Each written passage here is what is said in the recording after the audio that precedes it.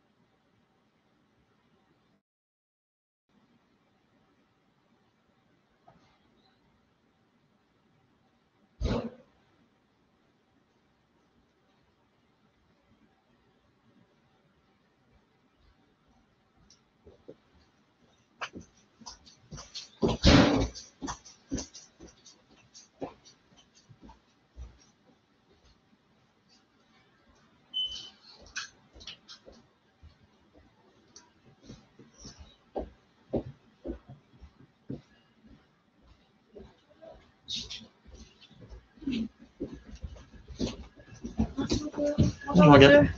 Bonjour. Bonjour Madame la Ministre. Bonjour. J'appuie juste sur le bouton pour lancer quand vous êtes prête, Madame. Alors, merci. Et vous... Bonjour à toutes et à tous et bienvenue pour cette deuxième après-midi du Meetup annuel de la Green Tech verte. Merci à tous de nous avoir rejoints sur ce webinaire ou en live sur YouTube. Nous nous préparons à Madame la Secrétaire d'État auprès de la Ministre de la Transition écologique, chargée de la biodiversité, Madame Bérangère Abba, qui va nous ouvrir cet après-midi du Meetup. Et donc, parmi les tables rondes qui vous seront proposées cet après-midi, vous aurez notamment une table ronde sur 3 verticales clés, la transition énergétique, pour lesquelles l'innovation est un élément clé de leur succès. La première table ronde sera consacrée à l'agriculture augmentée, les innovations au service d'une agriculture plus résiliente, de 14h15 à 15h15. Puis de 15h15 à 16h15, nous aurons une table ronde autour de l'économie circulaire et comment les green tech sont un catalyseur et un accélérateur de l'adoption d'économie circulaire au sein de notre économie, avant de terminer de 16h30 à 17h30 par une table ronde sur la rénovation énergétique, un enjeu principal de la transition écologique. Nous aurons également la joie de découvrir le lauréat du coup de cœur des pôles de compétitivité. Donc voilà le programme pour cet après-midi. Sans plus attendre, je passe la parole à Madame la Secrétaire d'État auprès de la Ministre de la Transition écologique, chargée de la biodiversité, Madame Bérangère Abba. Merci, bonjour à tous. Dans ce format qui est toujours un petit peu particulier, mais bon, on s'y astreint. Je suis très heureuse d'être avec vous aujourd'hui. Je sais que parmi vous, et dans le cadre du Meetup annuel de la Green Tech française, on a beaucoup d'acteurs de la préservation de la biodiversité, mais qui sont largement représentés dans votre communauté. Donc, je vous en remercie d'ores et déjà.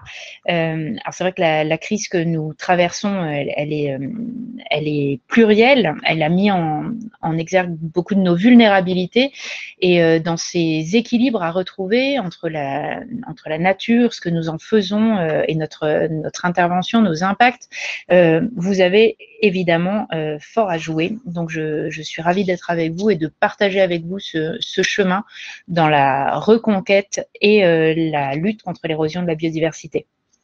Alors, cette crise climatique, cette crise sanitaire, elle démontre à quel point les atteintes à l'environnement peuvent impacter notre santé, notre quotidien et même notre système économique. On l'a vu, les impacts sont majeurs. Je crois que la conscience collective n'en a jamais été aussi vive.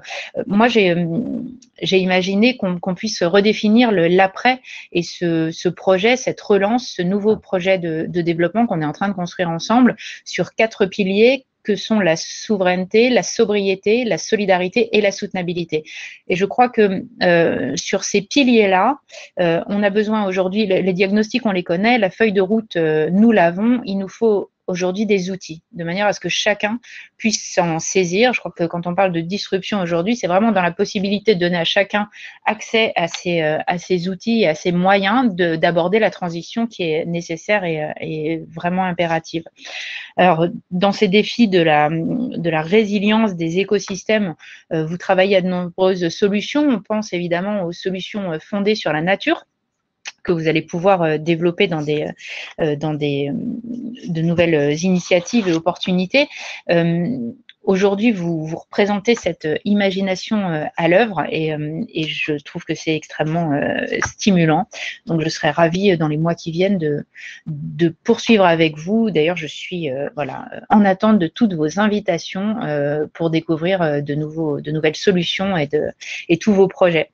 On a aujourd'hui dans cette innovation au service de l'écologie des exemples qui sont assez significatifs et sur lesquels j'avais envie de revenir. Dans la réutilisation des eaux usées, par exemple, la start-up Ecofilet qui a développé ses expérimentations en France pour réduire nos ponctions sur la ressource hydraulique, qui est extrêmement enthousiasmante. Dans la gestion des forêts, on a également de beaux exemples comme Biostratège Guyane, qui valorise les coproduits de la filière forêt pour produire des biostimulants qui protègent naturellement les plantes. Je pense aussi, par exemple, dans nos villes, à l'entreprise urbaine Canopée qui crée des couvertures végétales pour lutter contre les îlots de chaleur et réintroduire une nature apaisante. Et également des innovations au sein des grands opérateurs publics qui s'ouvrent de plus en plus aux startups et qui apportent leur soutien. Je crois qu'à nouveau, on parle d'écosystème et ces partenariats, ils sont absolument essentiels. Donc, l'État, le gouvernement développent en ce moment beaucoup de moyens, notamment dans le plan de relance ou dans le PIA pour nous trouver les moyens de développer ces systèmes. Les collectivités et les opérateurs publics sont également des partenaires essentiels. Je salue leur engagement et je pense par exemple à l'outil d'analyse qui a été développé avec l'IGN par Open Forest. On a là vraiment des choix de gestion et qui vont accompagner la décision publique et la décision politique, ce qui est également absolument essentiel.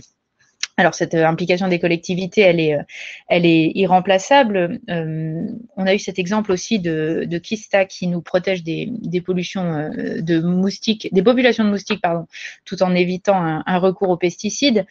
On ne le sait que trop en ce moment dans le débat public. Cette réduction des intrants, des phytos, a vraiment besoin de votre créativité et de votre imagination pour accélérer. On a un exemple dans l'actualité récente qui nous montre que les solutions à trouver, les filières, certaines filières économiques, agroécologiques ont absolument besoin de réponses sans créer de désastres industriels, au sens où on a vraiment des filières, notamment betteraves, qui sont absolument impactées et en termes d'emploi et en termes de transformation, sur lesquels on a besoin vraiment d'accélérer et de mettre des moyens.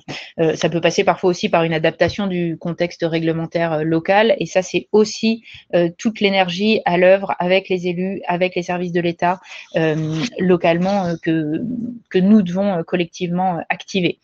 Alors, ces systèmes d'innovation locaux, ils sont essentiels et ils sont féconds. Je crois que la ministre Barbara Pompili vous a déjà parlé des enjeux de cette mobilisation au sein du réseau national d'incubateurs que nous lançons.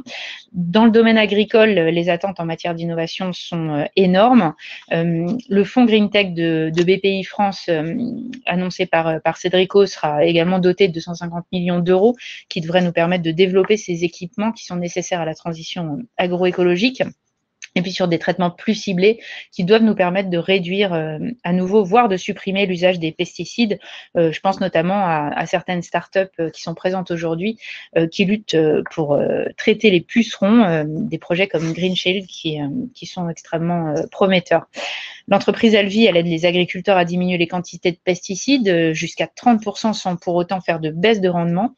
On propose là un biocontrôle qui est extrêmement performant.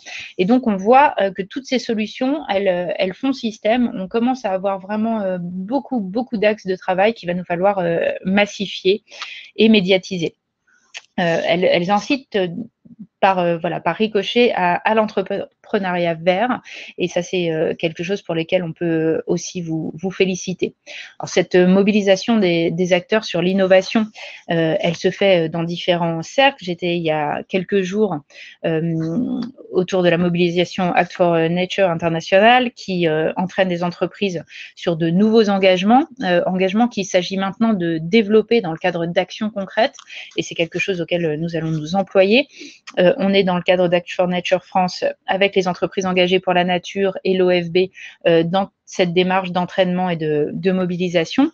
Et le ministère vient de diffuser une série de 5 recueils qui devraient permettre de donner des clés, donc en partenariat avec l'OFB, l'Office français de la biodiversité, ORE et la CDC Biodive. On va diffuser des guides à destination des entreprises, soit dont les matières premières sont issues du vivant, soit qu'elles consomment ou gèrent du foncier, qu'elles interviennent au travers d'outils financiers, ou encore qu'elle cherche à protéger la biodiversité dans son fonctionnement quotidien.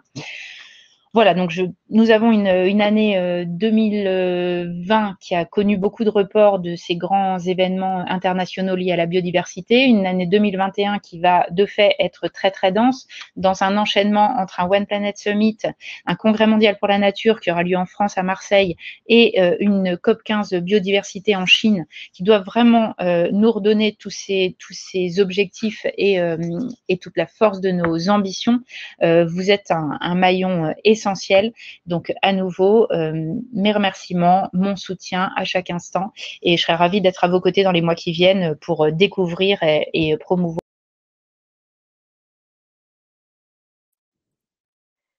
Merci beaucoup, Madame la secrétaire d'État, pour ces mots d'encouragement, cette vision, ce chemin que vous nous tracez à nous et aux entrepreneurs de la Green Tech qui ont à cœur de pouvoir participer à la transition écologique chaque jour. Nous allons pouvoir maintenant commencer notre séquence de table ronde de l'après-midi avec notre prochaine table ronde qui va commencer dans un peu moins de 5 minutes sur l'agriculture augmentée. Je vous invite, pour ceux qui ne l'auraient pas encore fait et qui souhaiteraient suivre cette table ronde directement dans le webinaire, à accepter de participer, ou alors vous pouvez le suivre en live sur YouTube. N'hésitez pas à partager le lien de diffusion en live afin que le maximum de personnes puissent en profiter. L'objectif de ce meet-up, c'est aussi de pouvoir soutenir la Green Tech, les entrepreneurs du secteur, vous apporter de l'expertise directement lors de ces tables rondes autour desquelles sont réunis des experts de haut niveau dont l'accès n'est pas aisé. Et donc, pouvoir en profiter, c'est aussi pouvoir collectivement vous faire bénéficier de cette expertise. Donc, n'hésitez pas à partager le lien de rediffusion en live de cet événement.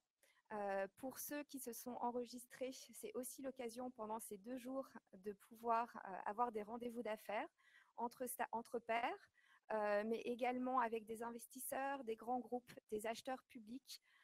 Si ce n'est pas déjà fait, je vous encourage à aller sur votre page et cliquer sur catalogue pour voir toutes les personnes les participants de cet événement et voir si vous souhaitez en rencontrer. Actuellement, il y a plus de 1500 rendez-vous d'affaires qui ont été enregistrés et qui ont lieu en ce moment. Il y a encore de la place, donc n'hésitez pas. C'est une opportunité unique pour vous, comme je disais, de pouvoir rencontrer des acheteurs publics, que ce soit la direction des achats de l'État, mais des collectivités territoriales, des responsables RSE de grands groupes, des investisseurs, des gestionnaires des programmes d'investissement dans les startups, des grands groupes, des fonds d'investissement. Donc n'hésitez pas à utiliser cette ressource, à aller dans le catalogue et à proposer des rendez-vous d'affaires. Voilà, donc je vous donne rendez-vous dans quelques minutes pour le démarrage de la table ronde sur l'agriculture augmentée. À tout de suite.